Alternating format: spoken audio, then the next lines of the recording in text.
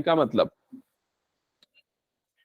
एक गर्ल है, उसकी हाइट कितनी है 1.2 मीटर, यहां पर सपोज वो गर्ल है, ठीक है, और एक बलून है, वो बलून जो है हॉरिजॉन्टली मूव कर रहा है, ठीक है, और बलून की ग्राउंड सरफेस से जो हाइट है वो कितनी है 88.2 मीटर्स। यहां तक क्लियर क्वेश्चन सबको? तो ये फर्स्ट लाइन वही बोल रहा है। फिर उसके क्या लिखा है, the angle of elevation of the balloon from the eyes of the girl at any instant is 60 degree. तो जब उसने फर्स्ट टाइम बलून को स्पॉट किया तो उस समय एंगल ऑफ एलिवेशन जो बलून का बन रहा था वो कितना बन रहा था 60 degree. Okay, after some time the angle of elevation reduces to 30 degree. कुछ देर के बाद बलून यहां से मूव करके यहां पर आ गया और अब एंगल ऑफ एलिवेशन कितना बन गया 30 डिग्री। ये इस क्वेश्चन में लिखा हुआ है। क्लियर सबको यहां तक? हाँ, दोनों समय हॉरिजॉन्टल मूवमेंट है, मतलब वर्टिकल मूवमेंट कुछ भी नहीं है, मतलब हाइट सेम है दोनों सिचुएशंस में। क्लियर सबको ये? फिर क्या लिखा है, find the distance travelled by the balloon during the interval. तो बलून ने कितना डिस्टेंस कवर किया ये आपको बताना है। तो सबसे पहले ना इसका हम एक बार फिर से डायग्राम बना लेते हैं ज्यादा क्लियरली, ताकि प्रॉब्लम ना हो। देखो इधर सबसे पहले हमने ये ले लिया ग्राउंड लेवल, ओके, यहां पर हमने ले लिया इस गर्ल को, ठीक है, और ये गर्ल को हम कंसीडर करते हैं ए बी, ठीक है। हाँ, ये सब तुम लोगों को भी बनाना है ना, ये आदित्य को बोल रहा हूं, रुक जा, पहले डायग्राम बना ले फिर उसके डिस्कशन करेंगे। मैं पूछूंगा, मौका दूंगा क्या बात करना है। यहां तक क्लियर? हाँ, दो लोग खड़े हैं लेकिन वो गर्ल जो है ना बस उसी की हाइट से हमको मतलब है, ठीक है। तो ये ए बी सपोज वो गर्ल हो गई और उसकी हाइट कितनी गिवन है क्वेश्चन में 1.6 मीटर। 1.6 था कि 1.2 था? 1.2 मीटर, 1.2 मीटर। जब फर्स्ट टाइम उसने बलून को स्पॉट किया तो बलून सपोज उसकी पोजीशन या उसकी हाइट हम कंसीडर करते हैं वो क्या थी CD, और बाद में बलून का मूवमेंट हुआ और बलून इस जगह पे पहुंच गया और उसको हम मार्क करते हैं सपोज EF। बलून यहां पर आ गया। यहां तक सबको क्लियर हो गया? अब क्वेश्चन में क्या बोल रहा है, जब फर्स्ट टाइम उसने बलून को स्पॉट किया था तो एंगल ऑफ एलिवेशन कितना बन रहा था 60 degree. So angle of elevation horizontal axis के रेस्पेक्ट में बनता है, तो ये हो गया हॉरिजॉन्टल एक्सिस, और ये वाला एंगल जो है वो कितना गिवन है 60 डिग्री। ये क्वेश्चन में दिया हुआ है, ठीक है। और फिर बाद में जब उसने बलून को देखा तो बलून का जो एंगल ऑफ एलिवेशन है वो कितना बन रहा है 30 डिग्री। यहां तक क्लियर सबको? और जो बलून की हाइट है ग्राउंड लेवल से, वो हाइट भी आपको क्वेश्चन में दी हुई है। कितनी है वो हाइट बताओ? 88.2 मीटर ये बलून की हाइट होगी। यहां तक क्लियर? तो ये वाली हाइट कितनी हो जाएगी यहां से यहां तक की? यहां से यहां तक की हाइट कितनी हो जाएगी 1.2 मीटर। तो ये वाली हाइट कितनी होगी बताओ? ये पूरा 88.2, ये कितना हो गया 1.2, तो ये हाइट कितनी हो जाएगी 87 मीटर। क्या ये सबको समझ में आ गया कैसे निकला? ओके, अब इसमें ना हम ये वाले पॉइंट्स भी मार्क करते हैं। ये वाले पॉइंट्स को ले लेते हैं F, ये वाले पॉइंट को ले लेते हैं G। इस तरह से हमने मार्क कर लिया सारे पॉइंट्स। यहां तक क्लियर सबको? F ऑलरेडी ले चुके हैं क्या? ओके, तो इस पॉइंट को ले लेते हैं G और इस पॉइंट को ले लेते हैं H। ये हमने 4 पॉइंट्स मार्क कर दिए, ठीक है। अब आपको क्या फाइंड आउट करना है ये बताओ मुझे, क्वेश्चन को समझ के। नहीं, मुझे इस पूरे फिगर को देख के बताओ क्या, कौन C length find out, CE या फिर HG, ये हमको फाइंड आउट करना है। क्योंकि बलून का इनिशियल पोजीशन D पे था और वो मूव होके कहां पर गया F पे गया, तो उसका जो हॉरिजॉन्टल मूवमेंट है वो हमको यहां पर फाइंड आउट करना है। क्वेश्चन सबको समझ में आ गया क्या बताओ एक बार? क्लियर ना? ओके, हाँ, क्वेश्चन नंबर 14। हाँ, ओके, सो ये फाइंड आउट करने के लिए आपको यहां पर 2 राइट एंगल ट्राइंगल्स दिख रहे हैं क्लियरली। सबसे पहले मैं छोटे वाले राइट एंगल ट्राइंगल पे आता हूं। ये छोटा वाला राइट एंगल ट्राइंगल, इस छोटे वाले राइट एंगल ट्राइंगल का आपको क्या गिवन है? परपेंडिकुलर। इसका परपेंडिकुलर कितना होगा 87 मीटर, क्योंकि देखो यहां पर 87 मीटर था तो ये भी कितना हो जाएगा 87। बेस हमको पता है क्या? नहीं, तो बेस को हम कंसीडर कर लेते हैं यहां पर x, ठीक है। और ये वाला जो डिस्टेंस हमको निकालना है उसको हम कंसीडर कर लेते हैं y। क्लियर हुआ ये चीज? तो अगर इस छोटे वाले ट्रायंगल की बात करें, यहां पर हमको परपेंडिकुलर पता है, बेस नहीं पता, एंगल भी पता है, तो हम कौन सा ट्रिग्नोमेट्रिक रेशियो यूज करेंगे? tan। तो यहां पर हम सबसे पहले लिखेंगे tan theta is equals to perpendicular upon base, ऐसा ही हो जाएगा। ठीक है। अब थीटा की वैल्यू क्या आएगी? आराध्य, थीटा की वैल्यू क्या आएगी? क्यों 30 डिग्री? 60। बड़े वाले ट्रायंगल में जो एंगल बन रहा है वो कितना है? 60। तो ये कितना हो जाएगा? tan 60 is equals to perpendicular की वैल्यू बताओ देख के। परपेंडिकुलर की वैल्यू बोल रहा हूं, P अपॉन बी है ना। परपेंडिकुलर कितना है यहाँ पर? 87। तो ये हो जाएगा 87 अपॉन बेस कितना होगा? आदित्य तू मुंह बंद रख एकदम। बेस कितना है यहाँ पर? x। क्लियर सबको यहां तक? अब tan 60 की वैल्यू कितनी होती है? tan 60 की वैल्यू होती है √3 इज इक्वल्स टू, ये हो जाएगा 87 अपॉन x। क्रॉस मल्टीप्लाई कर दो। हाँ, √3x इज इक्वल्स टू कितना हो जाएगा? ये 87। अब √3 नीचे आएगा, बिल्कुल सही। तो x की वैल्यू क्या हो जाएगी? 87 अपॉन √3। यहां तक क्लियर? अब क्या करोगे? रैशनलाइज करने के लिए √3 इंटू √3, तो ऊपर और नीचे दोनों तरफ √3 से मल्टीप्लाई कर देंगे। तो न्यूमरेटर में कितना बन जाएगा? ये 87 √3 डिवाइडेड बाय 3। अब 3 से इसको कट करो, कितने बार में जाएगा? 3 7 3 कितने? 3 2 6 हो जाएगा ना। 3 2 6, 2 और 7 27 में जाएगा, मतलब 29। तो ये कितना आ जाएगा? 29 √3।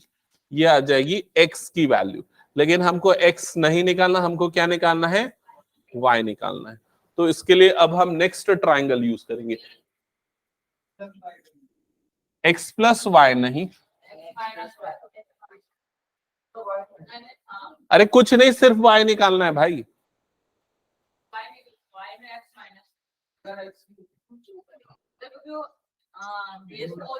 अच्छा ये बता कौन सा ट्राइंगल लेंगे? नाम बता ट्राइंगल। ट्राइंगल BFG, ये वाला ट्राइंगल लेंगे, ये बड़ा वाला ट्राइंगल। हाँ, अब इस ट्राइंगल का परपेंडिकुलर कितना है? 87। बेस कितना है?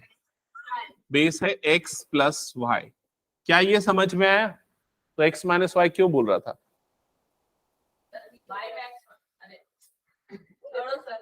ठीक है, ओके। सो इसमें same tan theta is equals to perpendicular upon base, ये अप्लाई होगा। थीटा की वैल्यू इस केस में कितनी है? 30 डिग्री। तो ये क्या हो जाएगा? tan 30 is equals to perpendicular कितना होगा? सेम 87, और बेस कितना हो जाएगा? x plus y. यहां तक क्लियर सबको? अब tan 30 की value 1 upon √3 is equals to 87 upon x plus Y.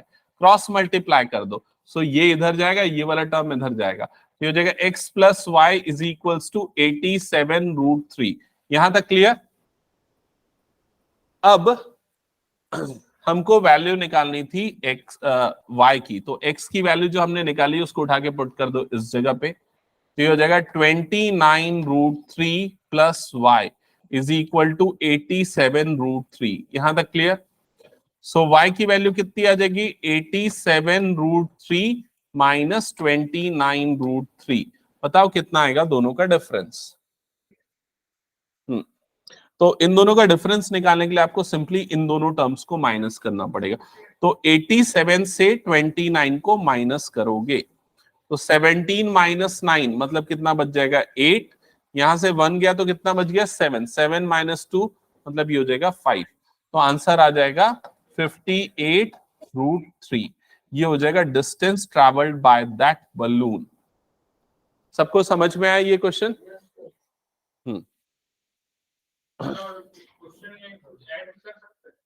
हाँ, इस क्वेश्चन में कॉल करता हूं ना मैं। ओके, हाँ, इस क्वेश्चन में और क्या ऐड कर सकता है ये पूछ रहा है। ओके, क्या क्या ऐड कर सकता है? सुनो, ये पूछ सकता है कि what is the total distance between the balloon and the person, या between the balloon and the girl, ये हो सकता है। ये बीजी, ये भी फाइंड आउट, ये बीजी बोलो या फिर ए बोलो, ये भी फाइंड आउट करने बोल सकता है, ठीक है। और अगर मान लो ऐसे क्वेश्चन केस स्टडी में आते हैं, केस स्टडी में ज्यादा चांसेस होते हैं, तो पूरा फिगर आपको गिवन होगा और फिगर में ये मार्किंग भी गिवन होती है यूजुअली, और वो बोल देता है फाइंड दिस लाइक दैट, ठीक है। अगर बीडी निकालने बोलेगा तो कैसे निकालोगे? बीडी दिख रहा है कि नहीं? हाँ हाँ, तो बीडी मतलब हमको ये निकालना है हाइपोटेनियस, उसके लिए पाइथागोरस थ्योरम यूज कर सकते हो या ट्रिग्नोमेट्री भी यूज करके निकाल सकते हो। क्लियर ये?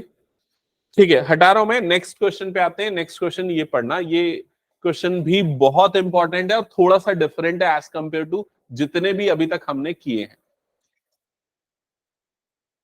Nikhil, statement by statement question को रीड करना, चल पढ़ना। नहीं, तेरे को बोल रहा हूँ। तो पहली लाइन सबको समझ में आ गई, एक स्ट्रेट हाईवे है, वो कहां पर जा रहा है? फुट ऑफ द टावर पे। तो उसके अकॉर्डिंग हम पहले फिगर बनाना चालू करते हैं। मान लेते हैं ये टावर है और एक स्ट्रेट हाईवे उसके फुट तक जा रहा है, ये सपोज हाईवे है, ठीक है, यहां तक क्लियर? हाँ,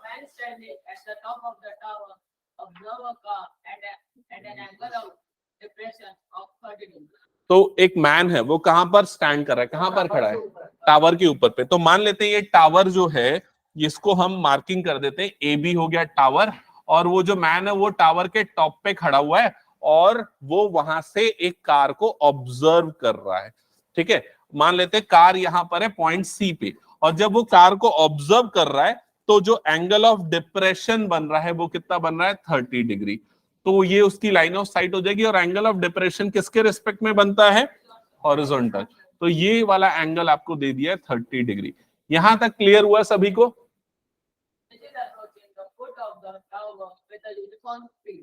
विच is approaching to the foot of the tower with uniform speed, इसका मतलब क्या है?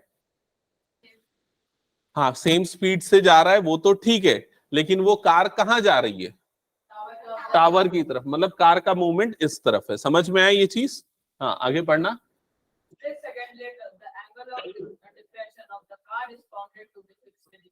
हाँ, 6 सेकेंड्स के बाद क्या हुआ? 6 सेकेंड्स के बाद क्या हुआ?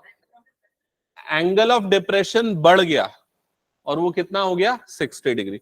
तो 6 सेकेंड के बाद ये कार कहां पर जाएगी? थोड़ा आगे बढ़ जाएगी। मान लेते हैं वो कार यहां पर आ गई इस पॉइंट पे, इस पॉइंट को मैं कंसीडर करता हूं पॉइंट डी, और यहां पर आने के कारण अब जो एंगल ऑफ डिप्रेशन बन रहा है वो कितना है? 60 डिग्री। तो ये वाला एंगल अब जो बन रहा है वो एंगल हो गया 60 डिग्री। क्या यहां तक सबको समझ में आ गया? ठीक है। सो दिस पॉइंट, मतलब इस पॉइंट से इस पॉइंट तक आने में कितना टाइम लगेगा ये बताना है, ठीक है। मैंने लगभग क्वेश्चन को पढ़ के सारा डेटा मेंशन कर दिया, एक चीज छोड़ दिया, वो बताओ क्या मिस हुआ है? टाइम। टाइम, सी से डी तक पहुंचने का टाइम मैंने यहां पर मेंशन नहीं किया है, क्योंकि यूजुअली क्या होता है, हमेशा जब भी हम ये डायग्राम बनाते हैं ना एप्लीकेशन ऑफ ट्रिग्नोमेट्री में, तो ये वाला पार्ट जो होता है वो क्या होता है? डिस्टेंस होता है। लेकिन यहाँ पर डिस्टेंस हमको गिवन नहीं है, यहाँ पर हमको सी से डी तक पहुंचने में कितना टाइम लगेगा वो गिवन है। तो यहाँ पर वो टाइम मेंशन कर देते हैं। तो इधर पे मैं लिखता हूं टाइम इज इक्वल्स टू, यहां से यहां तक पहुंचने का जो टाइम लगा है वो है 6 सेकेंड्स का, ठीक है। और यहां से यहां तक पहुंचने का टाइम हमको निकालना है, ये वाला टाइम क्वेश्चन मार्क है, तो इस टाइम को हम क्या ले लेते हैं? टी ले लेते हैं। क्या यहां तक समझ में आया? आरुष क्या कर रहा है इधर? ध्यान दे, यहां तक clear?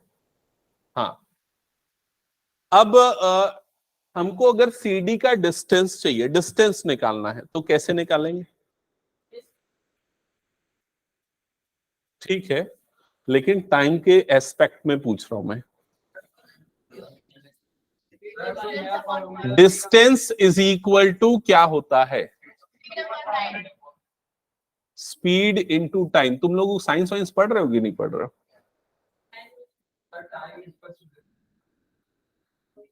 Time is equal to distance upon speed, ठीक है। Distance is equal to speed into time या speed is equal to distance upon time, जो भी है, लेकिन ये तो पता होना चाहिए ना। ठीक है, ये क्लियर सबको? हाँ। अब यहां पर अगर हमको डिस्टेंस निकालना है तो टाइम तो हमको दिया हुआ है, स्पीड के बारे में सोचते हैं। तो उसने क्वेश्चन में स्पीड के बारे में भी एक स्टेटमेंट यूज किया, यूनिफॉर्म स्पीड। तो स्पीड को हम क्या अज्यूम कर लेंगे कि वो कितना, x मीटर पर सेकेंड। तो यहां पर हम लेंगे let speed of car be x metre per second. तो कार की speed x metre per second हो गई, ये टाइम था। अब इसके नीचे मैं लिख देता हूं स्पीड, स्पीड उसकी फिक्स है x मीटर पर सेकेंड। समझ में आ गया यहां तक? अब ये बताओ कि C से D के बीच का डिस्टेंस कितना होगा? कितना हो जाएगा ये? 6x। कैसे निकला? Speed into time that is equals to distance. क्या ये सबको समझ में आया? पक्का? आवाज नहीं आ रही? नहीं आया क्या समझ में? हाँ ठीक है। और ये बताओ इन दोनों के बीच का डिस्टेंस कितना होगा, डी से लेके ए के बीच का? tx, क्योंकि इसका टाइम हमको नहीं पता है तो t लेंगे, और इसका स्पीड तो सेम है, तो यहां पर ये कितना हो जाएगा, t इंटू एक्स। क्या ये क्लियर हो गया सभी को? ओके। अब ये बताओ कि यहां से यहां तक का टोटल डिस्टेंस कितना है, यहां से लेके लास्ट पॉइंट तक का total distance 6x plus tx, ये हो जाएगा यहां से यहां तक का टोटल डिस्टेंस। क्या ये क्लियर हो गया सभी को? टावर की हाइट पता है क्या हमको? नहीं पता। तो टावर की हाइट को हम अज्यूम कर लेते हैं, वो है h। टावर की हाइट को हमने अज्यूम कर लिया h। यहां तक क्लियर सबको? Distance is equals to speed into time, ये वाला फॉर्मूला यूज हो रहा है। हाँ, अब ये पूरा फिगर बनाने के बाद अब आते हैं हम इस चीज पे कि हमको निकालना क्या है क्वेश्चन में। क्या निकालना है बताओ, पढ़ के क्या निकालना है? नहीं, मतलब यहां पर अगर पूरा फिगर देखोगे ना तो इस पूरे फिगर में 3 अननोन दिख रहे हैं। 3 है कि 2 है? 2 है। एक x है, नहीं 3 है। एक x है, दूसरा t है, और तीसरा क्या है, h है। क्या निकालना है बताओ? नहीं, हाँ टाइम निकालना, और टाइम को हमने हमने किससे डिनोट किया है, t से। तो आपको क्या निकालना है, t निकालना है। x क्या है, स्पीड ऑफ द कार। और क्वेश्चन का लास्ट स्टेटमेंट क्या बोला है, फाइंड द टाइम, कितना टाइम लगेगा। क्लियर हुआ क्या क्वेश्चन को सभी, क्वेश्चन सभी को? नहीं हुआ क्या? ओके, हो गया। हाँ, तो ये बताओ मुझे कौन सा ट्राइंगल लेंगे इसमें? सबसे पहले छोटा वाला ट्राइंगल ले लेते। छोटे वाले ट्राइंगल का नाम क्या है, ट्राइंगल डी बी ए, ट्राइंगल डी बी ए लेते हैं। ठीक है, हाँ इसका थीटा कितना होगा, ये वाला एंगल कितना होगा, ये वाला एंगल कितना होगा, 60 डिग्री। क्यों 60? ये पूरा एंगल भी कितना बन रहा है, 60। तो ये वाला एंगल क्या हो जाएगा, ऑल्टरनेट इंटीरियर एंगल। तो tan theta is equals to होता है परपेंडिकुलर अपॉन बेस। तो tan थीटा की जगह पे क्या पुट करेंगे, 60। परपेंडिकुलर की वैल्यू कितनी हो जाएगी, h, और बेस की वैल्यू कितनी हो जाएगी, tx। यहां तक सबको क्लियर? हाँ निखिल, tan 60 की वैल्यू बता। √3। ओके, तो ये वाली वैल्यू हो जाएगी √3 is equals to h upon tx। Clear सबको यहां तक? अब मैं फिर से पूछता हूं, क्या निकालना था इस क्वेश्चन में हमको, t निकालना है, t। तो t निकालने के लिए हम t को उठा के इस तरफ भेज देते। तो ये कितना हो जाएगा, √3t इज इक्वल्स टू ये कितना हो जाएगा, h अपॉन x। और इसको अब हम कंसीडर करेंगे इक्वेशन नंबर 1। समझ में आया क्या सभी को यहां तक? ये पूरा किस्सा है फर्स्ट वाले छोटे वाले ट्राइंगल से। नेक्स्ट कौन सा ट्राइंगल यूज करेंगे, ट्राइंगल ए बी सी, बड़ा वाला ट्राइंगल है ना, triangle A B C. Okay, triangle ABC में भी ट्रिग्नोमेट्री अप्लाई करो। समर्थ बताएगा, बता क्या होगा, tan 30, tan theta is equal to perpendicular upon base होता है। बता एबीसी वाले ट्राइंगल का परपेंडिकुलर क्या है। शांत रहना सब। अरे मैं परपेंडिकुलर पूछ रहा हूं, एंगल थोड़ी नहीं पूछ रहा हूं। एंगल सही बताया तूने, एंगल कितना होगा 30 डिग्री। ये 30 बन रहा है तो ये भी कितना होगा 30। मैं पूछा परपेंडिकुलर कितना होगा, परपेंडिकुलर कितना हो जाएगा h। ये पूरा परपेंडिकुलर दोनों का सेम है। और बेस क्या होगा ये भी बता। नहीं, आरुष बता। हाँ वेरी गुड।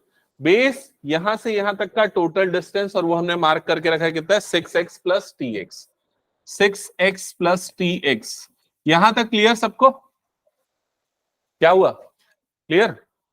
हाँ। अब tan 30 की वैल्यू कितनी होती है 1/√3, ये हमने पुट कर दिया। और राइट साइड में अगर ऑब्जर्व करोगे तो ये h अपॉन डिनोमिनेटर से क्या कॉमन निकल सकता है x, तो मैंने x को निकाल दिया कॉमन, तो क्या बच जाएगा बताओ 6 प्लस t बच जाएगा। यहां तक क्लियर?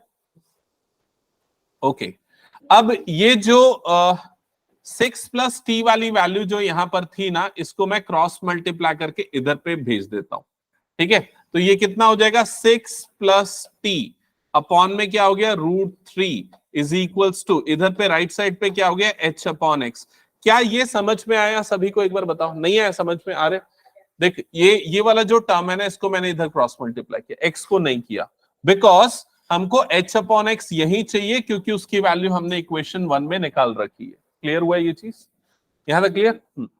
अब ये 6 plus T upon √3 as it is. अब ये h अपॉन एक्स की जो वैल्यू हमने निकाली उसको इस जगह पे पुट करेंगे, h अपॉन एक्स की जगह पे। तो h अपॉन एक्स की जगह पे क्या आ जाएगा √3t। क्लियर यहां तक सभी को? फिर उसके बाद ये √3 इधर क्रॉस मल्टीप्लाई हो जाएगा, तो क्या होगा मल्टीप्लीकेशन के बाद √3 मल्टीप्लाई होके क्या हो जाएगा 3t। क्लियर यहां तक?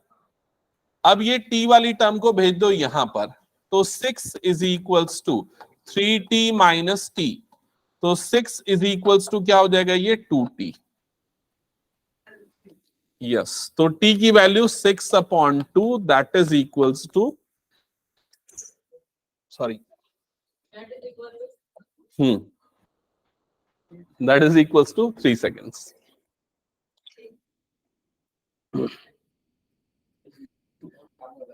क्या 3 सेकंड के लिए 3 घंटे तक क्वेश्चन नहीं समझ। हाँ, ये क्वेश्चन तो छोटा है, वो तो डिटेल हम लोग एक्सप्लेनेशन पे टाइम लिए। सिर्फ इसमें इंपॉर्टेंट क्या है, फिगर बनाना। सबसे पहला टास्क फिगर बनाना बहुत इंपॉर्टेंट है। हाँ, बलून वाला क्वेश्चन भी एटलीस्ट 4 मार्क्स के लिए आएगा। बलून वाला क्वेश्चन, ये वाला क्वेश्चन, ये सब 4 मार्क्स वाले क्वेश्चन। क्वेश्चन नंबर 8 से लेके 8 या 7 से लेके जितने भी क्वेश्चंस है ना, वो सारे 4 मार्क्स वाले क्वेश्चंस है, जिसमें भी 2 ट्रायंगल बनते हैं। हाँ, चैप्टर ओवर। हाँ, इस चैप्टर में एनसीईआरटी में सिर्फ 15 क्वेश्चंस है।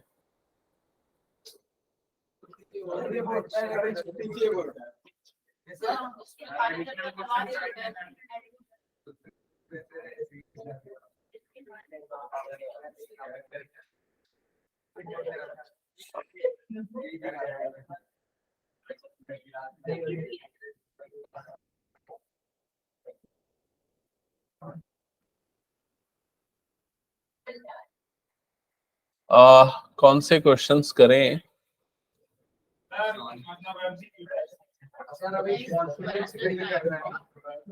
केस स्टडी नहीं करते, एक काम करते हैं,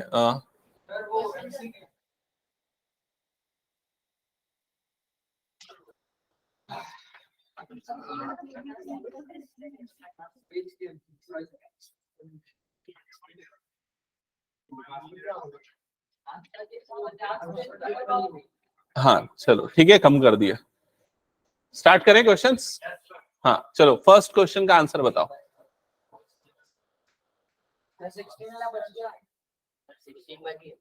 16 न्यू एडिशन में नहीं है, और 16 क्वेश्चन में जो कंसेप्ट यूज होता है ना, वो डिलीट हो गया इस बार।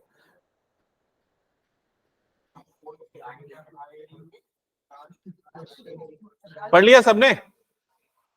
Time starts now, 30 seconds.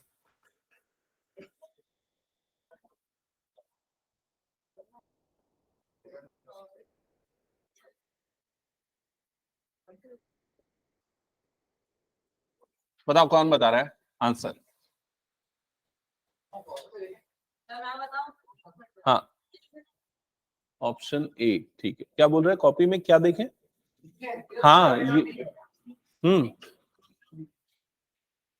Okay. ये क्वेश्चन मैं पहले इस क्वेश्चन के बारे में बता दूं। ये क्वेश्चन लगभग मैंने पिछले 5-6 सालों से हर बार देखा है। डेटा चेंज होके आता है लेकिन क्वेश्चन सेम रहता है, और सन वाला ही क्वेश्चन रहता है, सन्स एलिवेशन। ठीक है, सो देखो इधर पे क्या बोल रहा है। सपोज एक पोल है और यहां पर एक सन है ना, और सन के कारण क्या होगा, इस पोल का एक शैडो क्रिएट होगा। अब इसमें क्या बोल रहा है, अ 6 मीटर हाई पोल 6 मीटर हाई, तो ये पोल जो है इसकी हाइट कितनी है, 6 metre. Cast a shadow 2√3 metre long, उसका जो शैडो बन रहा है उसकी लेंथ कितनी है, 2√3। फाइंड द सन्स एलिवेशन, मतलब आपको निकालना है एंगल ऑफ एलिवेशन, थीटा की वैल्यू निकालनी। समझ में आ गया ये चीज? ठीक है, पोल की हाइट, उसके शैडो की हाइट गिवन है और आपको एंगल ऑफ एलिवेशन निकालना है। तो कौन सा ट्रिग्नोमेट्रिक रेशियो यूज करेंगे, tan theta. Perpendicular upon base, तो परपेंडिकुलर 6 और बेस कितना हो गया, 2√3। अब यहां पर ये 2 कटेगा, 2 1 सा 2 3 सा, तो कितना आ जाएगा, 3/√3। क्लियर हुआ ये चीज? अब 3 को लिखेंगे √3 इंटू √3 और नीचे में एक √3, फिर ये दोनों कैंसल आउट हो जाएगा और आंसर कितना आ जाएगा, √3। और √3 10 में कौन से डिग्री पे आता है, 60 डिग्री पे, तो थीटा की वैल्यू कितनी हो जाएगी, 60 डिग्री। ऑप्शन ए करेक्ट होगा। हाँ, तो वो ऑप्शन है क्या? हाँ, लेकिन यहां पर हमने जो रेशियो लिखा है परपेंडिकुलर अपॉन बेस कर लिया है ना, अगर उल्टा लेते तो फिर उसके हिसाब से वो आंसर करेक्ट आता। ठीक है, हटा दो उसको मैं। तो कोई 60 डिग्री करेगा, कोई 30 डिग्री करेगा। नहीं, अगर कॉट लेके सॉल्व करते तो भी वही आंसर करेक्ट आता, ये उल्टा हो जाता ना, 2√3/6 हो जाता, तो आंसर वही आता, वो 1/√3 हो गया। हाँ,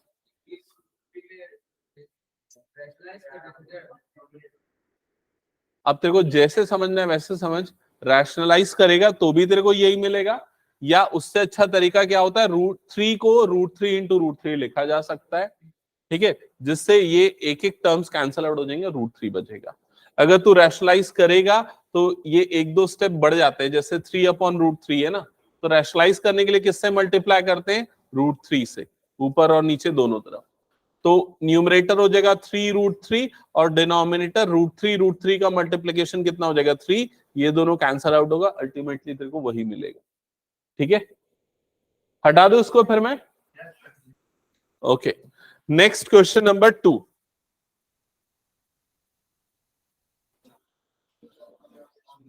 जिसको नोट करना है वो नोट कर लो, क्योंकि ये चीजें सेव नहीं हो रही हैं, और सेव हो भी जाए तुम लोग कहाँ एक्सेस करते हो सब चीजें, करता है क्या? ओके, हाँ वो जैसा खींचना खींच ले।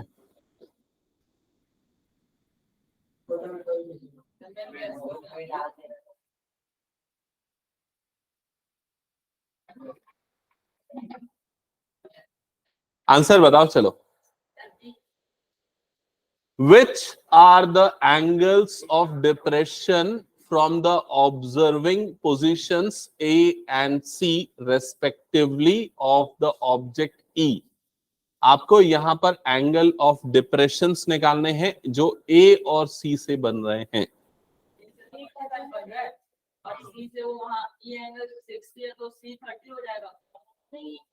गलत जवाब। ये 45 है तो ये वाला एंगल कितना हो जाएगा, 45। समझ में है? और ये एंगल अगर 60 डिग्री है तो ये एंगल भी कितना बनेगा, 60 डिग्री। क्यों?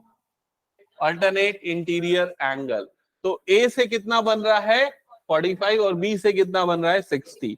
तो कौन सा ऑप्शन करेक्ट होगा, ऑप्शन सी, क्योंकि ये तो पूरा एंगल कितना बनता है, 90। अगर ये 45 है तो वाला भी कितना हो जाएगा, 45।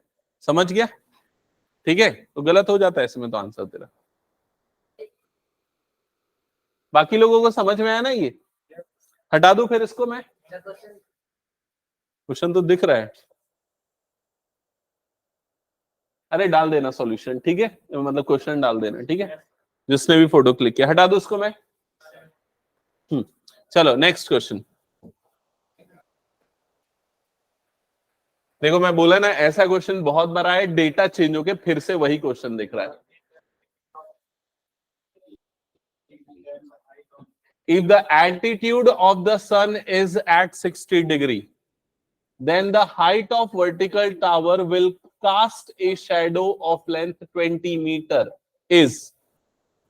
तो इसमें ये बताओ, फिगर सेम बनेगा, एक क्या बनेगा, एक पोल बनेगा, एक टावर बनेगा और उसका शैडो बनेगा। एंगल आपको दिया हुआ है, ठीक है। तो पहले मैं बना लेता हूं ये फिगर। मान लो यहां पर ये हो गया पोल और ये हो गया उसका शैडो और यहां पर है सन, ओके। अब ये एंगल ऑफ एलिवेशन भी आपको दिया, कितना दिया हुआ है, 60 डिग्री।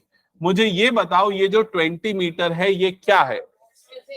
ये क्या है? बेस उसके शैडो की लेंथ है और ये है 20 मीटर। और क्या निकालना है इस क्वेश्चन में? Perpendicular. P is equal to question mark. कौन सा ट्रिग्नोमेट्रिक रेशियो? क्या कौन सा ट्रिग्नोमेट्रिक रेशियो? 10 यूज करेंगे तो क्या हो जाएगा, tan 60 is equals to perpendicular upon base. Clear? tan 60 की वैल्यू कितनी होती है, √3 इज इक्वल, आंसर आ जाएगा 20√3। क्या बोल रहा है? ऑप्शन ए सही होगा। इसने क्या बोला?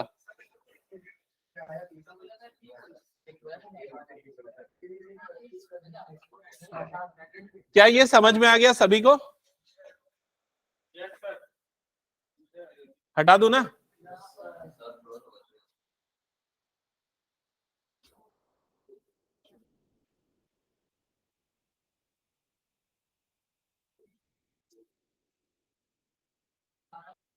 मैं एक काम करूंगा, पीडीएफ भेज दूंगा, तुम लोग क्वेश्चन नंबर डाल दो, है ना। इसका पीडीएफ तो भेज दूंगा, इरेज कर देता हूं मैं। सॉल्यूशन अगर नोट करना है तो कर लिया करना।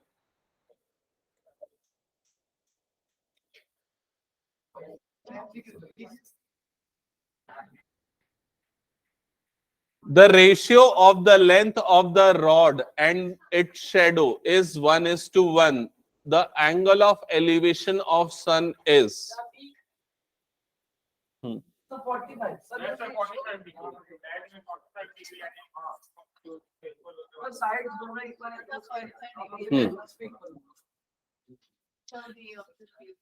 तो आंसर क्या होगा, ऑप्शन बी। क्यों ऑप्शन बी करेक्ट होगा? क्योंकि यहां पर जो रॉड की लेंथ है और उसके शेडो की लेंथ है, दोनों का रेशियो कितना है, 1:1। मतलब दोनों आपस में क्या है, इक्वल। और ये दोनों जब इक्वल होते हैं तो एंगल कितना बनता है, 45 डिग्री। ये मैंने डिस्कस किया था आप लोगों के साथ। इरेज कर दो इसको मैं। ओके चलो नेक्स्ट क्वेश्चन पे आते हैं, क्वेश्चन नंबर 5।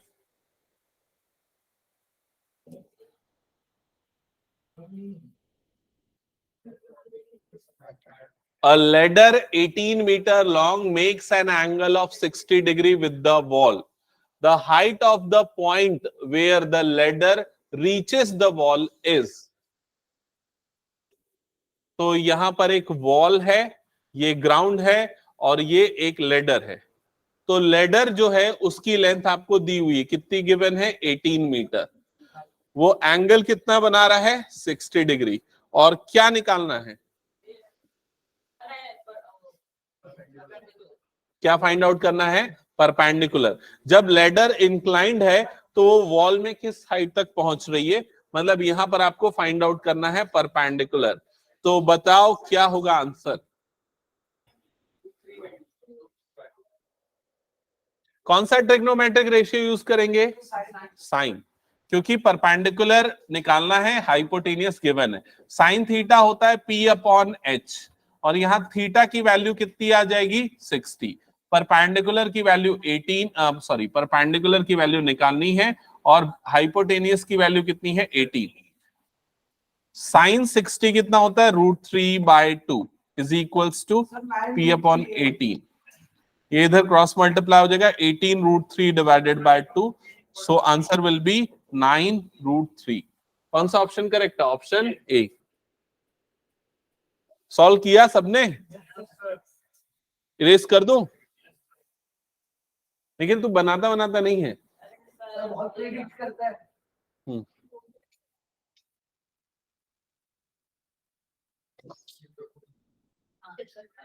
अच्छा, कल जो टेस्ट रहेगा उसमें इसी तरह के क्वेश्चंस रहेंगे, कुछ एमसीक्यू और कुछ फिर बाकी एनसीईआरटी वगैरह से। अब मैं एमसीक्यू थोड़ा हटा रहा हूं ना, ज्यादा मार्क्स वाले क्वेश्चन पे आ रहा हूं। हाँ, स्टैटिस्टिक्स बैच 1 का और बैच 2 तुम लोगों की बैच का एप्लीकेशन ऑफ ट्रिग्नोमेट्री, ठीक। तो दोनों का टेस्ट दे देना, ठीक है।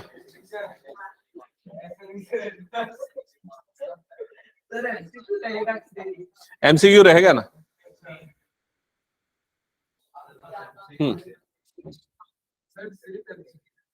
सिर्फ एमसीक्यू 20 मार्क्स का।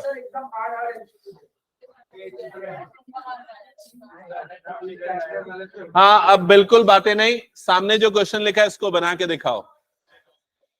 ये क्वेश्चन ईयर 2016 में,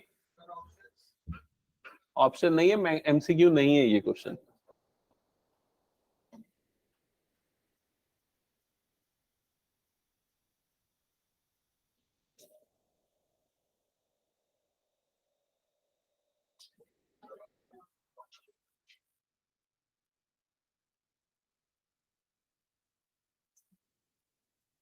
इजी है क्वेश्चन, मतलब 2 मार्क्स के लायक है।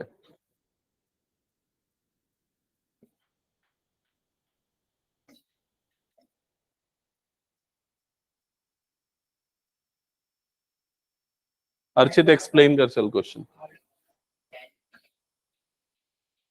10, हाँ ठीक है, वेरी गुड, करेक्ट है। तो बताओ क्या आएगा? किसी का बना? अच्छा, कितने लोगों से बन रहा है ये? हाँ, हाइट ऑफ टावर ये बोला है ना, find the height of the tower. ये टावर है और यहां पर देखो, इधर ये टावर हो गया और यहां पर क्या गिवन है? ये जो ऑब्जर्वर है उसकी हाइट गिवन है। उसकी हाइट कितनी है? 1.7 मीटर। और ये 20√3 क्या होगा? ये वाला एंगल दिया हुआ, ये एंगल कितना गिवन है? 30 डिग्री, ठीक है। ये वाला जो पॉइंट है, इस पॉइंट को इस तरह से मार्क कर दो। पहले ए बी, ये हो गया सी डी और ये हो गया ई। सी डी की लेंथ कितनी हो जाएगी? 1.7 मीटर। और ये वाली लेंथ को हम अज्यूम कर लेते हैं, ये लेंथ कितनी है? x। और जो टावर की हाइट होगी वो हो जाएगी x + 1.7। ये टावर की हाइट हो जाएगी। क्वेश्चन में आपको बेस दिया हुआ है। सर AC और BD इक्वल है क्या? AC और BD इक्वल है? ऑब्वियसली इक्वल होंगे ना। देख लेना क्या यूज करेंगे। हाँ, सबसे पहले ट्राइंगल BDE, ये वाला ट्राइंगल लेते हैं। ये फिगर समझ में आया क्या सभी को? 1.7 मीटर टॉल ऑब्जर्वर है और यहाँ पर एक बिल्डिंग है। बिल्डिंग के टॉप को जब देख रहा है, एंगल ऑफ एलिवेशन 30 डिग्री बन रहा है। तो अगर मैंने यहाँ से एक हॉरिजॉन्टल एक्सिस बनाया तो CD कितना हो जाएगा? 1.7। ये रिमेनिंग पोर्शन को हम अज्यूम करते हैं x। तो जो टावर की टोटल हाइट है वो कितनी हो जाएगी? x + 1.7। समझ में आया? ओके, सो यहां पर हम यूज करेंगे tan थीटा। तो tan 30 is equals to perpendicular upon base. बताओ परपेंडिकुलर की वैल्यू क्या आएगी? x। और बेस की वैल्यू कितनी हो जाएगी? 20√3। क्लियर सबको यहां तक? अब tan 30 की वैल्यू कितनी होती है? 1/√3 इज इक्वल टू x/20√3। अब ये 20√3 वाली टर्म इससे मल्टीप्लाई होगी, तो 20√3 डिवाइडेड बाय ये क्या हो गया? √3 इज इक्वल टू कितना हो जाएगा? x। √3 और √3 कैंसल आउट हो जाएगा, तो x की वैल्यू कितनी आ गई? 20 मीटर। तो फाइनल आंसर क्या होगा? Yes, correct. So final height of the tower आ जाएगा 20 + 1.7, that is equals to 21.7 metres. क्या ये समझ में आ गया सभी को? ओके। 1.7 प्लस करना है ना उसमें। हटा दो इसको मैं।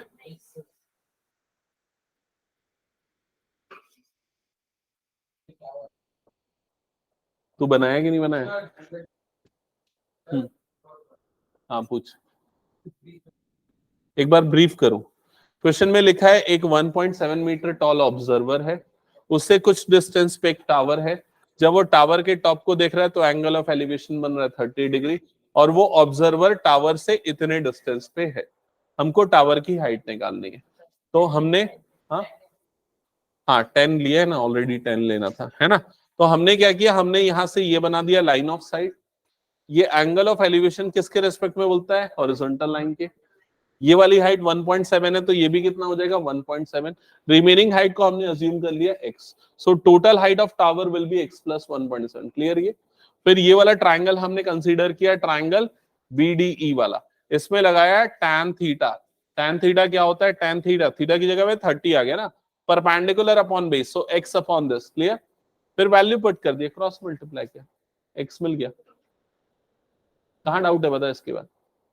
tan 30 की वैल्यू कितनी होती है? 1/√3, x अपॉन 20√3, क्योंकि ये क्या बेस है। फिर उसके बाद ये क्रॉस मल्टीप्लाई हुआ 20√3/√3, √3 cancel, you will get x is equal to 20। Okay.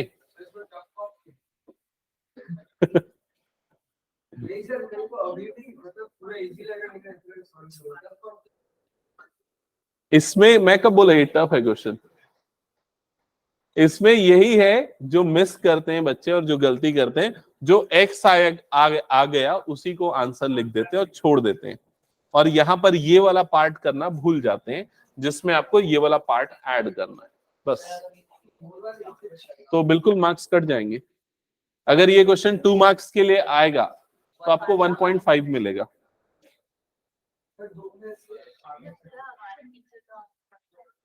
Okay. ये क्वेश्चन सिंपल क्वेश्चन है, सिमिलर टाइप का क्वेश्चन है। एक बार देख लो यहां पर क्या लिखा हुआ है। If a tower 30 metre high cast a shadow 10√3 metre long, then what is the angle of elevation of the sun. जो हमने एमसीक्यू में किया था, सेम क्वेश्चन है। टावर की हाइट गिवन है, शैडो की लेंथ गिवन है, थीटा आपको निकालना है। तो tan theta is equal to perpendicular upon base. फिर उसके बाद उसकी वैल्यू कितनी आ गई? √3। तो थीटा की वैल्यू कितनी हो जाएगी? 60। क्लियर ना सबको? हाँ एमसीक्यू वाला क्वेश्चन है। पहले 2017 में एमसीक्यू नहीं आता था, तो इस वजह से 1 मार्क के ऐसे क्वेश्चन पूछे जाते थे। अब ये 2 मार्क्स वाले क्वेश्चन स्टार्ट हो गए। तो 2 मार्क्स में भी प्रीवियस ईयर वाला क्वेश्चन लेता हूं मैं कुछ। 3 मार्क्स ये वाला क्वेश्चन नहीं, ये तो नहीं आने का चांस है। इतने ही क्वेश्चन इंपोर्ट के।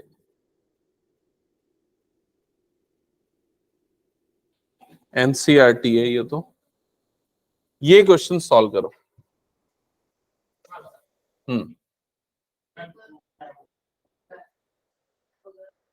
फिगर नहीं है उसमें,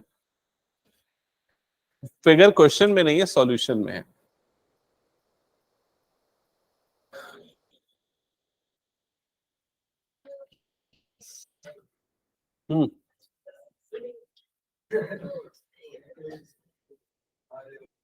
गलत।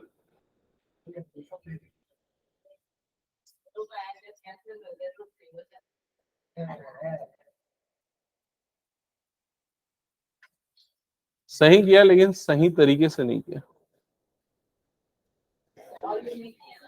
हाँ चलो आंसर बताओ जल्दी। अब सब लोग ऐसा पेन को पकड़ के सोच रहे हैं। अच्छा ऐसा थोड़ा पेन को और दूसरा यूटिलाइजेशन करो ना, ऐसा सोचने के लिए खाली थोड़ी।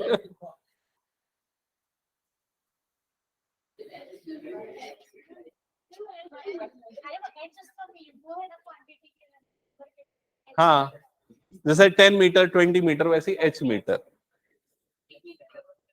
√3 h मीटर। अच्छा हाइट √3 है क्या? हाँ तो तेरा आंसर सही है। हाँ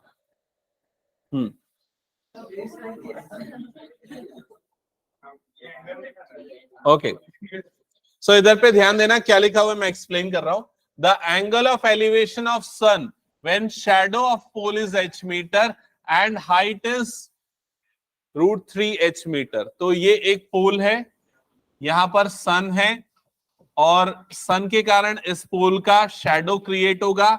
शैडो क्रिएट होगा तो इसमें दो चीजें आपको ध्यान में रखनी है. पोल की हाइट कितनी है, शैडो की लेंथ कितनी है, ये बस दो चीजें. तो पोल की हाइट कितनी है, पोल की हाइट √3h है या फिर h है. पोल की हाइट है √3h, क्योंकि लिखा हाई इज √3h, तो ये हो गया √3h. और शैडो की लेंथ कितनी है, h. और आपको यहां पर क्या निकालना है, थीटा. तो कौन सा ट्रिग्नोमेट्रिक रेशियो यूज करेंगे, tan. तो यहां पर क्या आ जाएगा, tan theta is equals to perpendicular upon base. Yes, √3 आ गया ना. तो √3 tan में कौन से एंगल पे आता है, 60 डिग्री. तो tan theta is equals to, ये क्या हो गया, tan 60. You will get theta is equals to 60 degree. ठीक है, हटा दो फिर इसको मैं.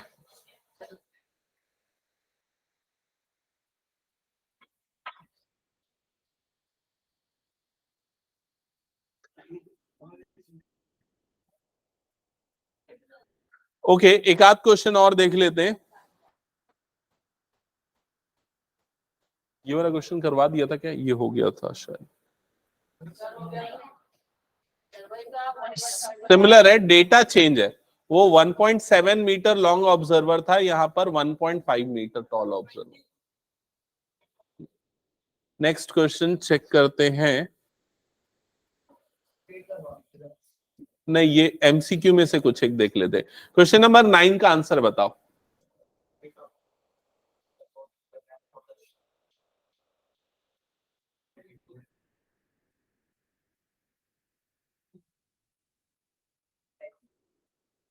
एल्टीट्यूड मतलब एंगल, एंगल ऑफ एलिवेशन.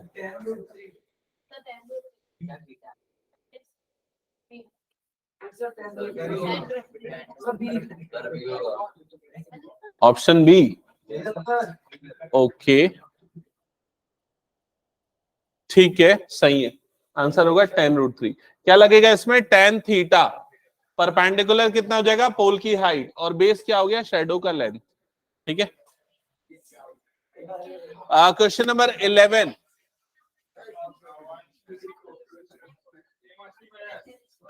बातें नहीं, लास्ट क्वेश्चन दे रहा हूं, क्वेश्चन नंबर 11. चलो आंसर करो.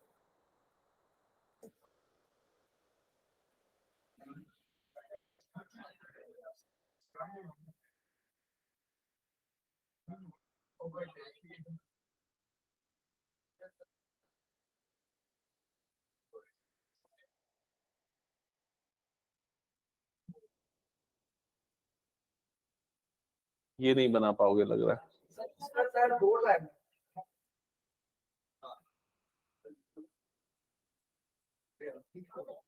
हाँ,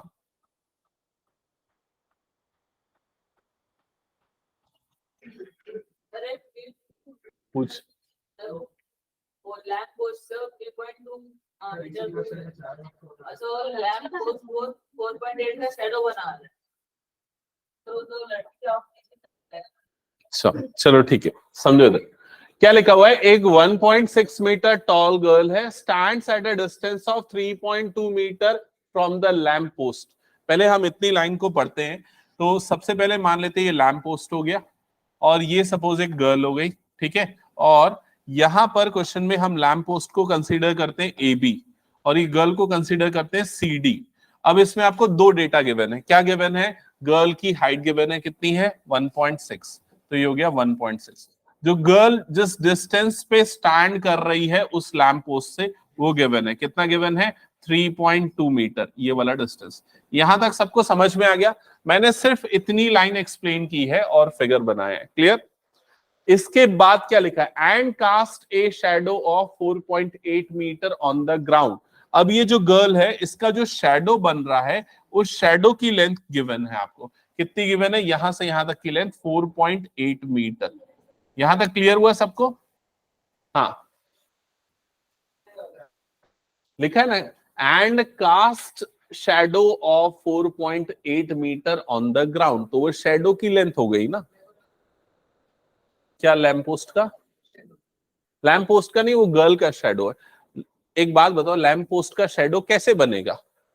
उसके बाद ही बनेगा। हाँ, लैम्प पोस्ट के लाइट निकल रही है तभी तो उसका शैडो बन रहा है ना। समझ में आया ये लॉजिक? क्लियर हुआ है ये सभी को? हाँ हाँ। तो अब क्या हो रहा है, then height of the lamp post is, मतलब आपको क्या निकालना है इस पूरे फिगर में, बताओ।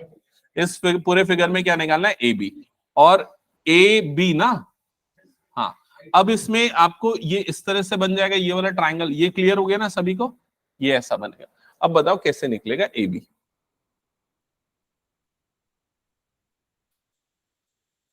वो बेस तो दिया आपने को 3.2 प्लस 4.8, तो वो तो 80 हो। बताओ। देखो सबसे पहले ना हम ये एंगल निकालेंगे, ये वाला एंगल। ये एंगल निकालने के लिए हम कौन सा ट्राइंगल यूज करेंगे? बी सी, और ये वाले का तो नाम ही नहीं दिया ना हमने, डी सी, और इसको नाम ले देते हैं ई, डी सी ई। तो DCE वाला ट्राइंगल यूज करेंगे क्योंकि उसका बेस पता है और उसका परपेंडिकुलर पता है। तो यहां पर इस एंगल को मैं अज्यूम कर लेता हूं थीटा, तो tan theta is equals to क्या हो जाएगा? Perpendicular upon base. तो tan theta is equal to, perpendicular की वैल्यू कितनी है? 1.6, बेस की वैल्यू कितनी है? 4.8। तो काटोगे तो कितना आ जाएगा? 16 1 सा 16 3 सा, तो ये कितना आ जाएगा? 1/3। तो tan थीटा की वैल्यू आ गई 1/3। थीटा नहीं निकला लेकिन tan थीटा निकल गया, और हमको मतलब तो tan थीटा से ही होता है। क्लियर यहां तक सबको? हाँ, नहीं आता, आता है एक्चुअली, लेकिन कौन से एंगल में आता हमको नहीं पता। हमने सिर्फ 30 45 ये सब पढ़ा है, हो सकता है 42 डिग्री पे आता होगा, तो हमको उससे मतलब नहीं, हमको tan थीटा मिल गया। यहां तक क्लियर? अब अल्टीमेटली हमको क्या निकालना था? हमको निकालना था ये वाला हाइट। ये कौन से ट्राइंगल में आएगा ये बताओ? कौन से ट्राइंगल में आएगा? ए बी ई, ये बड़े वाले ट्राइंगल में आएगा। और बड़े वाले ट्राइंगल का बेस कितना है? 8 मीटर। बड़े वाले का बेस कितना है? 8 मीटर। और बड़े वाले का परपेंडिकुलर हमको निकालना है, तो कौन सा ट्रिग्नोमेट्रिक रेशियो यूज करेंगे? tan theta. tan theta is equal to perpendicular upon base. एक मिनट रुक जा। tan थीटा की वैल्यू क्या पुट करेंगे? 1/3 is equal to perpendicular upon base. तो परपेंडिकुलर कितना है यहां पर बताओ? परपेंडिकुलर कितना है? P, ए बी ले लेते हैं, और बेस कितना हो गया यहाँ पर? 8। क्रॉस मल्टीप्लाई करो तो 8/3 इज इक्वल्स टू कितना हो जाएगा? A B. ये होगा करेक्ट आंसर। सबको समझ में आया? अब मेरा दूसरा क्वेश्चन है, ये बताओ अगर इसमें, इस क्वेश्चन में आपको ट्रिग्नोमेट्री यूज नहीं करना है और सॉल्व करना है, तो कैसे करोगे? जो ट्रायंगल पड़े वो बना सकते हैं। पाइथागोरस थ्योरम से कैसे होगा? नहीं हो सकता। तो ट्रायंगल ट्राइंगल्स का कंसेप्ट यूज करेंगे, सिमिलैरिटी ऑफ ट्राइंगल। ये छोटा वाला ट्राइंगल और बड़ा वाला ट्राइंगल दोनों क्या हो जाएंगे? सिमिलर। तो ये क्वेश्चन ट्राइंगल्स में भी पूछा जा सकता है। समझ गए ना? नहीं पढ़ेगा क्या? क्या बता दो तो। क्वेश्चन पेपर ऐसे करिए, ट्रायंगल का क्वेश्चन है ये। अच्छा।